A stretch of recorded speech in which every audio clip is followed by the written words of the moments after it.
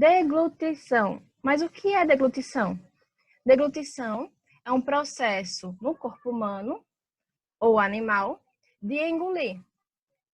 E esse processo ele permite que uma substância passe da boca para a faringe e para o esôfago, enquanto fecha a epiglote. Então, se a gente observar aqui nessa imagenzinha, a gente consegue ver o processo de deglutição, onde o alimento sai da cavidade oral, é engolido e pode observar aqui o trabalho da epiglote e o trabalho também do palato mole.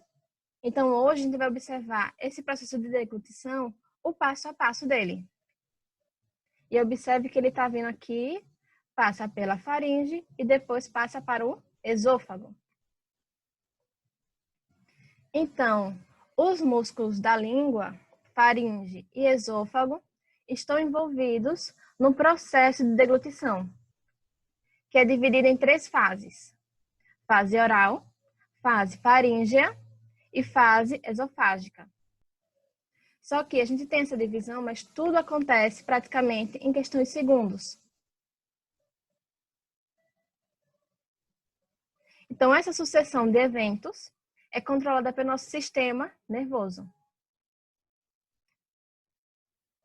Vamos lá, primeira fase, que é a fase oral. Essa fase é uma fase voluntária, que é feita conscientemente pelo indivíduo. Então, nessa fase, você tem um controle desse processo. Então, esse processo, ele começa quando a comida entra pela boca. E após o processo de mastigação, a língua vai empurrar os pedaços de comida para a faringe ou para a parte de trás da garganta. Então, observe, fase oral. Fase que você conscientemente faz. O alimento chega, você mastiga. E após esse processo de mastigação, a sua língua vai empurrar esses pedaços de comida para a faringe. A partir do momento que você empurra para a faringe, a gente vai começar a segunda fase, que é a fase faríngea. Então, assim que a comida chega no fundo da garganta, ocorre a fase faríngea, que principalmente é involuntária. Então, lembra da úvula, que eu falei para vocês que ela tem um papel importante? A úvula e o palato mole, eles geralmente impedem a passagem da comida em direção ao nariz, cobrindo a nasofaringe que se abre para as cavidades nasais. Então, para poder entender melhor, observe as 2 imagens. Sem alimento e com alimento. Como estão as estruturas do palato mole, sem o alimento, e como está a estrutura do palato mole com o alimento. Então, ela faz esse processo para a nossa própria segurança, para a gente não acabar entrando no alimento pela via errada. O palato mole, que é aqui, como vocês podem observar na imagem, ele vai levantar junto com a úvula e tapar, bloquear a nasofaringe, para que o alimento não passe por essa região. E, ao mesmo tempo, a língua vai bloquear a cavidade oral, para que o alimento também não volte. Então, a língua empurrou, a língua vai fazer um movimento, vai bloquear, que o alimento que foi empurrado não volte, ao mesmo tempo que o palato mole vai bloquear que esse alimento não passe para a nasofaringe. Ao mesmo tempo desse processo, o reflexo da deglutição, ele começa impulsionando os alimentos para o esôfago e para longe dos pulmões, com a ajuda da epiglote. Tá, mas o que é epiglote? Epiglote é uma pequena cartilagem acima da laringe. Então, a gente observa aqui, nessa imagem, úvula e palato mole, fecha a nasofaringe. A língua não deixa também que o alimento retorne pela boca. Ao mesmo tempo desse processo, nessa fase faríngea, as pregas vocais vão se fechar e elas vão fechar a laringe para poder não entrar para a nossa parte respiratória. E nesse processo, a epiglote, ela vai cobrir a laringe, vai fazer como se fosse uma tampinha. Nós temos ali 2 estruturas que são responsáveis, uma pela respiração e outra para a digestão. Então, ele vai fechar a parte da respiração, para não ter o risco de engasgo. Tapou. Levantou, tapou. A partir do momento que ele tapa, a gente observa aqui que tem nosso esôfago. Então, uma curiosidade nossa é, quando engasgamos, significa que uma pequena parte do alimento ou saliva atingiu a laringe. E como reflexo protetor, uma tosse tensa é produzida na tentativa de expulsar o alimento, para que não atinjam os pulmões. A partir de então, nós vamos iniciar a terceira fase, que é a fase esofágica. Nessa fase, ocorre involuntariamente e começa com a abertura do esfíncter esofágico, para permitir a entrada do alimento. Então, observem, a epiglote está fechada, o esfíncter esofágico se abre para permitir a entrada do alimento no esôfago. Mas o que é um esfíncter? Vocês vão ver muito ao decorrer da disciplina. O esfíncter é um anel muscular que ele vai contrair e relaxar e também vai prevenir ou permitir a passagem de materiais de uma área para outra. Então, esse esfíncter é muito importante. Então, vocês vão ver esse tipo de esfíncter também no esôfago e no estômago.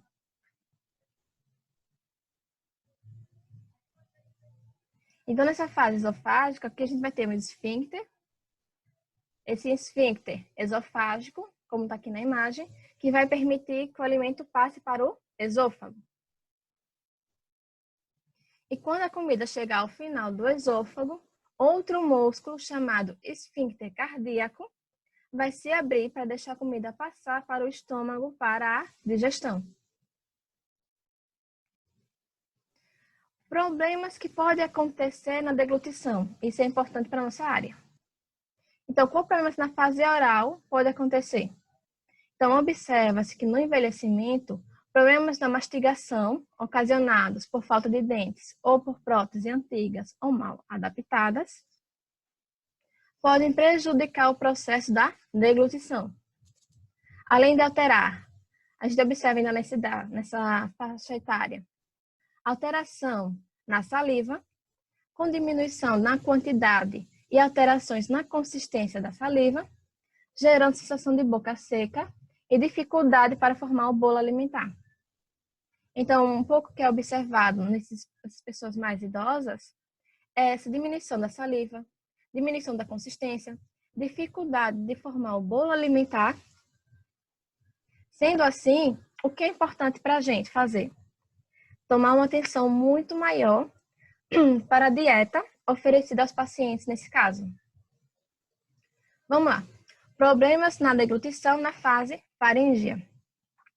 Em idosos, a faringe é um órgão constituído apenas por músculos, que ao longo do tempo vai diminuindo sua força, dificultando o transporte do alimento para o esôfago.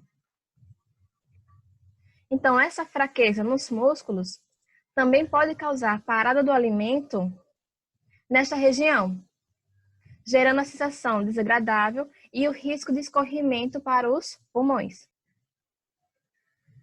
Então, a gente observa na fase faríngea que muitas vezes em idosos diminui o reflexo também de proteção, que seria o tosse e engasgo. Então, o nosso nosso reflexo é o quê? Entrou um alimento na via errada. Imediatamente eu começo a tossir e a engasgar. Mas em pessoas mais idosas, esse reflexo está diminuído. Então, às vezes, a pessoa entra o alimento na via errada, mas a pessoa, como está com o reflexo diminuído, às vezes ela nem tosse e nem se engasga. E o alimento acaba entrando na via aérea, que é um perigo.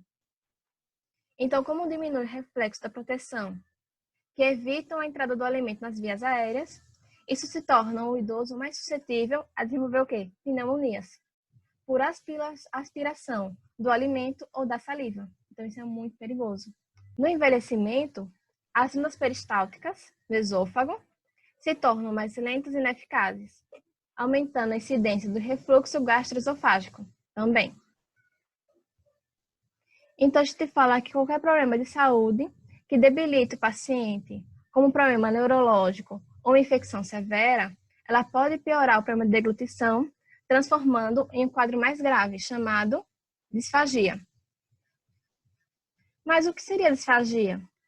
A disfagia é um sintoma que se caracteriza por qualquer alteração no trânsito do alimento da boca até o estômago, colocando o indivíduo em risco de aspiração pulmonar, desnutrição ou desidratação. Então, se você for observar nessa imagem daqui, observe que tem líquido, ou também pode ter um pouquinho de alimento aqui, parado na região da faringe. Então, isso é muito perigoso porque esse líquido, esse alimento, ele pode acabar entrando na laringe e causando pneumonia. Então, a gente observa que aproximadamente 15% da população acima de 60 anos, eles apresentam queixas de deglutição, sendo a aspiração pulmonar uma das causas mais frequentes de mortalidade em idosos internados em hospitais. Sendo assim, quais são as causas mais comuns da disfagia? Nós temos acidente vascular encefálico, nós temos traumatismo cranianos, ferimentos por arma de fogo na cabeça e no pescoço, Parkinson, Alzheimer, demências, tumores no sistema nervoso, esclerose, distrofia, entre outros. Então, a disfagia causa uma série de implicações na saúde do indivíduo. Nós temos pneumonias aspirativas, que quando o alimento ou a saliva se desvia do trajeto natural, atingindo os pulmões e comprometerá seu funcionamento, gerando infecções ou até a morte. Então, como o alimento não é algo natural dos nossos pulmões, nosso sistema imunológico vai reagir. Então, vai gerar infecções e pode ocasionar a morte do indivíduo por broncoaspiração. Desnutrição e desidratação. Ué, mas por que desnutrição e desidratação? Imagina uma pessoa que tem dificuldade para ingerir líquidos, porque toda hora acaba aspirando esse líquido. Ele pode começar a reduzir a ingestão de líquidos para diminuir os engasgos ou para diminuir a sensação na garganta ruim. Então, isso é um risco da pessoa diminuir sua ingestão hídrica e acabar desidratando. A mesma coisa de desnutrição. Se a pessoa observa que quando se alimenta, ela vai ter tosse, vai ter incômodos na garganta, ela começa às vezes a diminuir a ingestão de alimentos e isso pode ocasionar o que? A desnutrição. Então, a dificuldade para ingerir alimentos faz com que pacientes acabem se recusando ou diminuindo a quantidade de alimentos e líquidos ingeridos. E isso pode prejudicar o seu próprio corpo. Então, qual seria o tratamento no caso da disfagia? O principal deles é o quê? O acompanhamento com o fonoaudiólogo. Então, o fono, ele vai trabalhar muito com exercícios, ele vai avaliar individualmente cada pessoa e ver na gravidade de cada paciente e classificar eles de acordo com sua gravidade. Então, após essa avaliação, eles vão fazer orientações aos pacientes, tanto de exercício para fortalecer essa musculatura, e também vão passar orientações quanto às consistências alimentares, que são classificadas em pastosa, semissólida, sólida e líquida, dependendo de cada paciente. E quais são as orientações nutricionais na disfagia? Nós observamos aqui que a pessoa tem que preferir o quê? Tem que realizar 5 a 7 refeições por dia, sendo ele café da manhã, almoço, jantar, lanches ao longo do dia, e sempre mastigar bem os alimentos. E o que ele tem que evitar? Evitar ficar sem se alimentar por longos períodos, pular refeições ou comer rapidamente.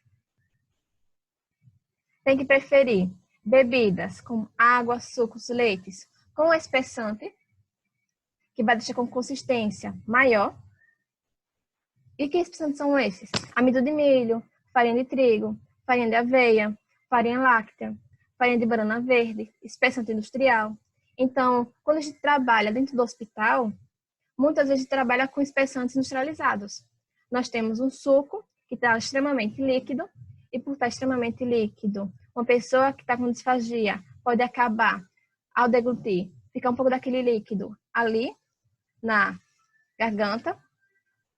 Então, Quando você bota um espessante, você melhora esse processo da deglutição. O risco de aspiração é menor. E o que ele tem que evitar? Líquidos ralos sem espessante. Ele pode consumir, tem que preferir pudins, sorvetes, gelatinas. Observe a consistência desses alimentos. E o que ele tem que evitar? Balas, chocolate. Ele tem que preferir também carne com molhos, peixe sem espinha. Tem que evitar o quê? Carnes secas, peixes com espinhas. Ele tem que preferir frutas em consistência de purê, papas, hortaliças cozidas, para também facilitar esse processo de deglutição. Tem que evitar frutas secas, frutas fibrosas, hortaliças cruas e legumes fibrosos. Ele tem que preferir sopas batidas e espessadas, isso é importante, polentas, caldo de feijão, cremes. E o que ele vai evitar? Sopas líquidas, caldos ralos, sopas com pedaços de legumes ou carne e alimentos com consistência dura. Ele tem que preferir massas bem cozidas, acompanhadas com molhos espessos. Então, ele tem que evitar tortas, massas secas, sem molho, farinha de mandioca e farofas. Ele tem que preferir bolachas e pães molhados no leite e tem que evitar bolachas que são muito duras. Então, observe que as orientações é sempre trabalhando muito em cima das consistências, a depender de cada caso que vai ser avaliado pelo fono. Lembrando para vocês, tempos difíceis nunca duram, mas pessoas fortes sim. Até a próxima e tchau!